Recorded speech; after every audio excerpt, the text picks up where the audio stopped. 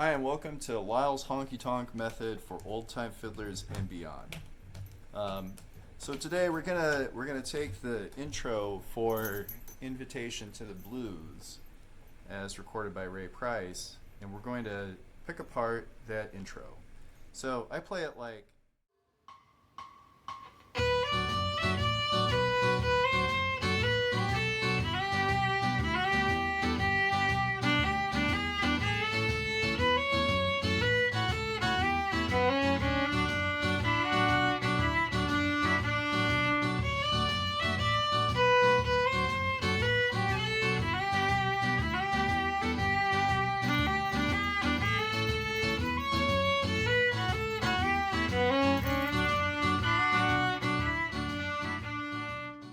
Okay, so the way we're going to approach this is we're going to think about each phrase as it relates to each chord. So since the progression is two measures of D, two measures of G, two measures of A, and two measures of D, we'll have our phrases corresponding to those chord changes. And if you want the sheet, I'm going to include it in the video as well. So here we go. So breaking it down into the first measure and the second measure, we have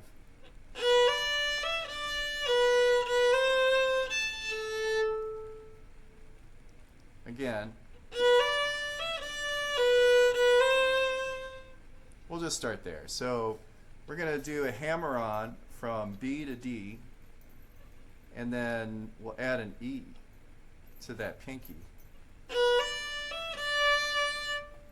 And then we'll just come back up to the D on the up bow. So we have down, and then up. So we'll add that B at the very end of the up bow. So now we have 3 notes on the down bow and 2 notes on the up bow. Now this isn't super important, but I think that having the having that up bow starts where it does helps highlight the note that the E is moving to that D. And you'll find that bowing pretty frequently in a lot of country fiddling. So now we'll move to the next bow. So we have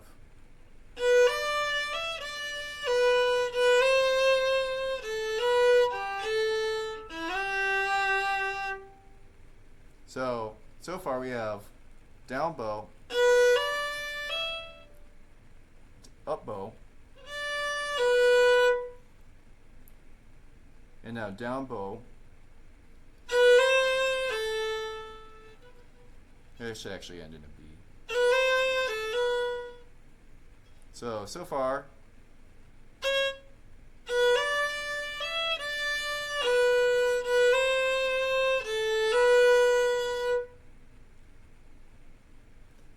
And now we're going to move on to the section that goes over a G major chord for 2 measures. So I'll play you through that section as well as the last one.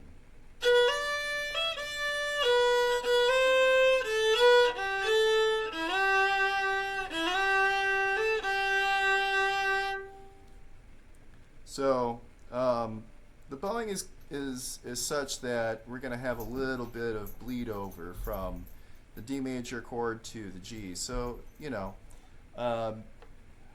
it's difficult to abbreviate these phrases completely on the chord changes, but that's roughly how we'll do it. So so far we have over the D.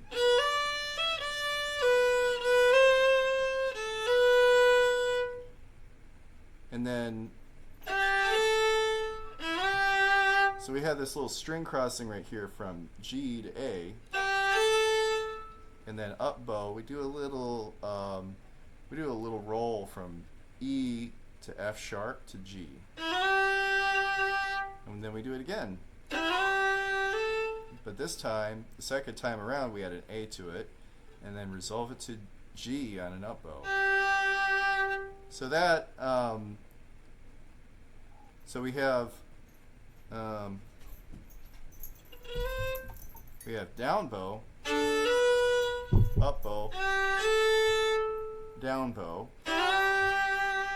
up bow, down bow. So altogether, that is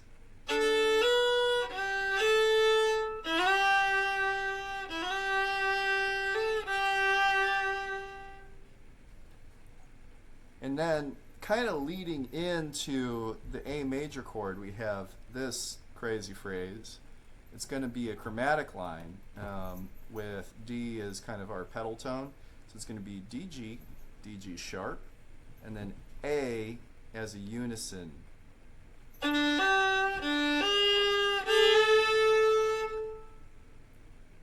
And then we're going to do B to C sharp. So let me go ahead and I'll play you everything up into this part.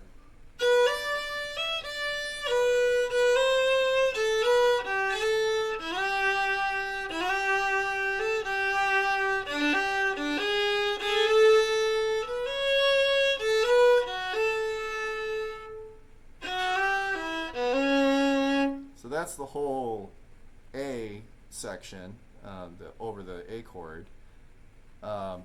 Or leading up all the way into that section. So let's go ahead and let's break down what's happening. So first we had that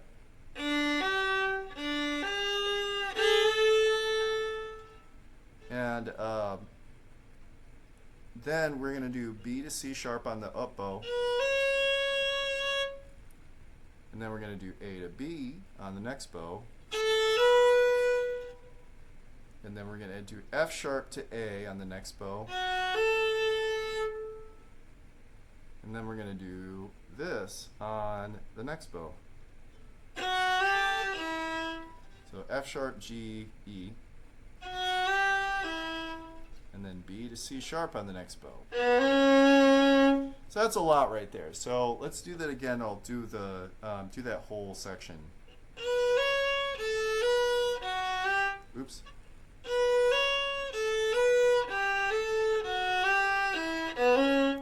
Oh, I threw in something incorrectly. So that line, altogether, it should be.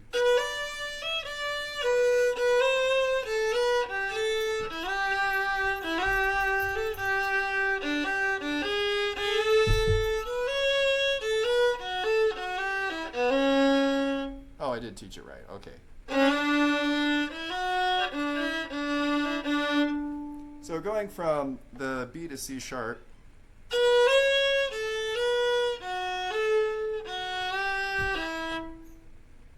And now we do B to C sharp once again.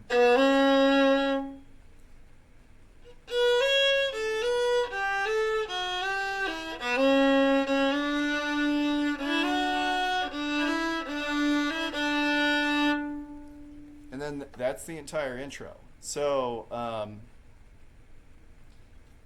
let's go through each piece again. So over the D major.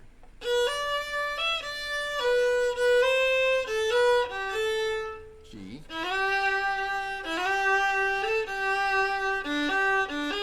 A.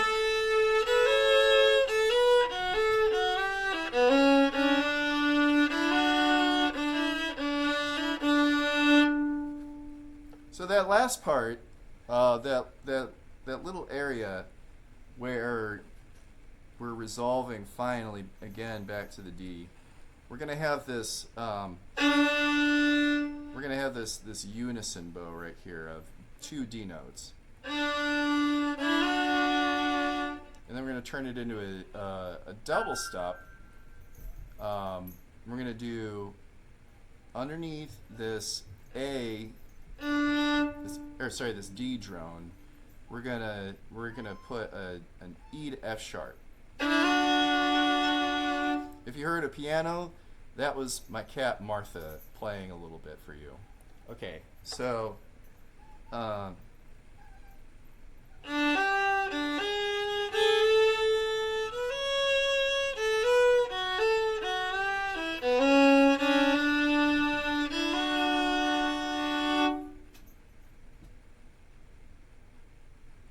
And then after that, we're going to go.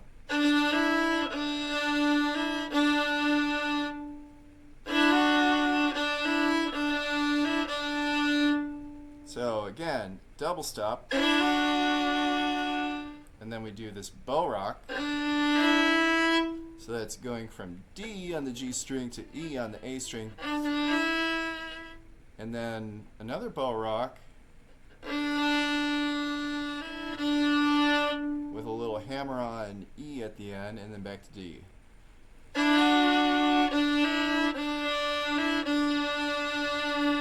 Now, I'm pretty sure at some point I reversed my bowing, I reversed my up or with my down, or vice versa. But, you know, it doesn't really matter too much because as you play through a piece, you're going to make little adjustments without really thinking about it too much. And the best thing that you can do for yourself is learn how to adjust to your own playing as it happens. So while there is a place for working out very specific bowings, if you catch yourself not doing exactly what I described, then don't worry about it too much. Because the important thing is just recovering and moving on to the next moment.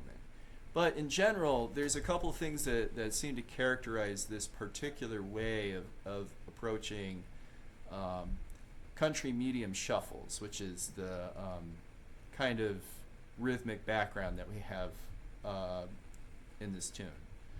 So what you'll frequently hear in Ray Price's early records is this sort of like walking left hand, and it's creating a shuffle.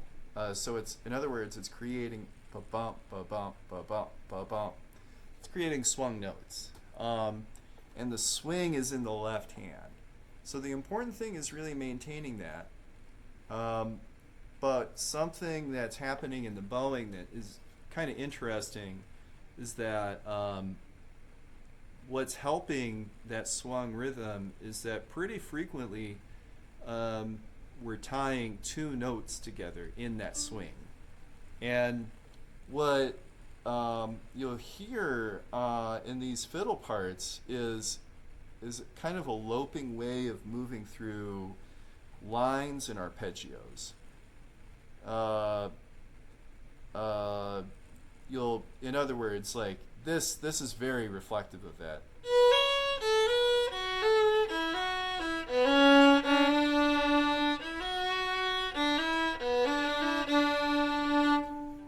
So you hear how we're going through in that passage in the A, we're kind of playing over kind of more or less an A major chord with an F sharp and G thrown in there. And a B as well. So in other words, it's most of that D major scale. So you can do stuff like that, and one of the keys is to kind of retain like a direction that your motion is going. You know, make it very clear that it's going up in pitch or it's going down in pitch, and you can make a lot of use of extensions.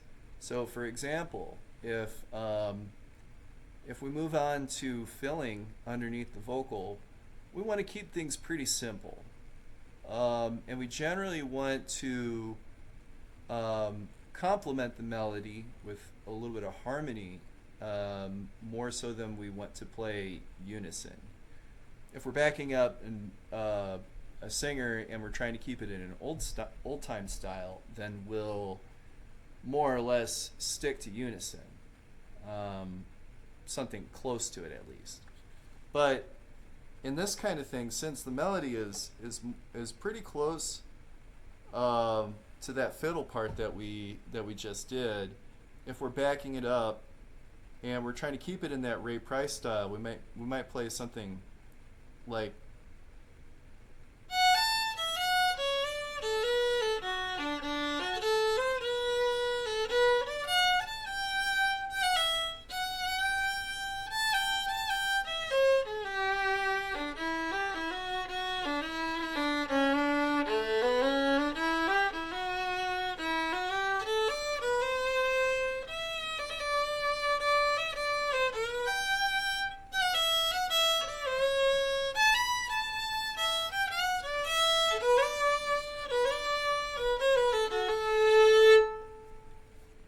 So that's when I'm playing that, I'm keeping the chords in mind.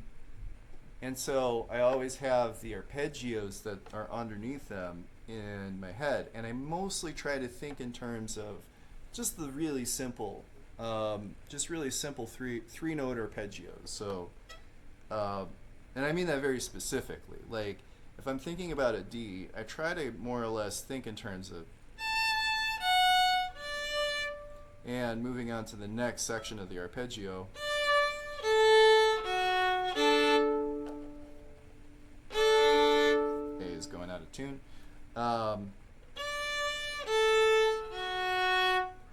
Then I try to keep my arpeggios a little bit separate from each other.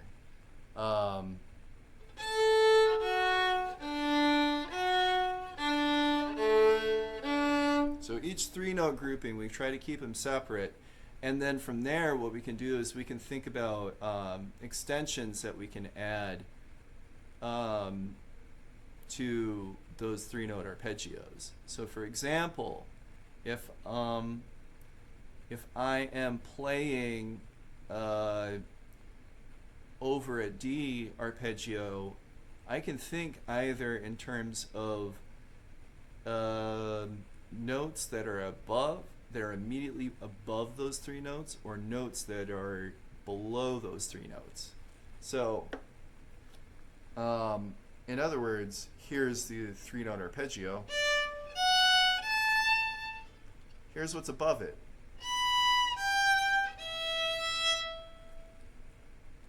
So those are some choices that we have right there. So against our D, F sharp, our 1, 3, 5, we have E, G, B.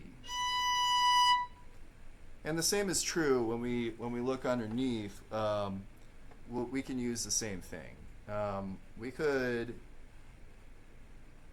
do C sharp, E, and G, or we could be kind of spicy and maybe do B,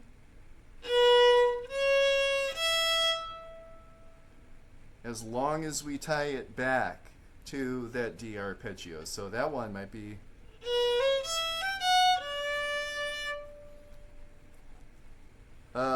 you can also include the sixth in there. So in our case, if we think 1, 3, 5, then our 6 is just one note up from then that ring finger A. It's going to be our fourth finger, our pinky, on the E string.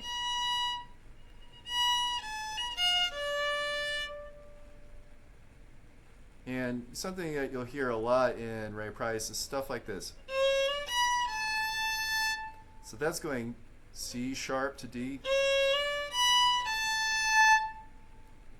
And you can make note of that, because you can take that same idea, which is go from a note below the root or the third or the fifth, and then go into that note, whether it's the root, the third, or the fifth, and then go to an extension that's above one of the target notes.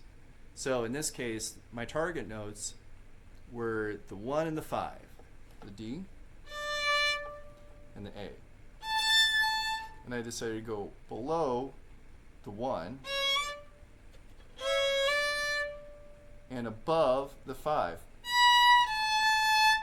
So try thinking in those terms. You never know what you'll come up with. This is a really good way to be creative with your lines. All right, I hope you enjoyed this, and let me know if you have any comments or suggestions. All right, have a good one.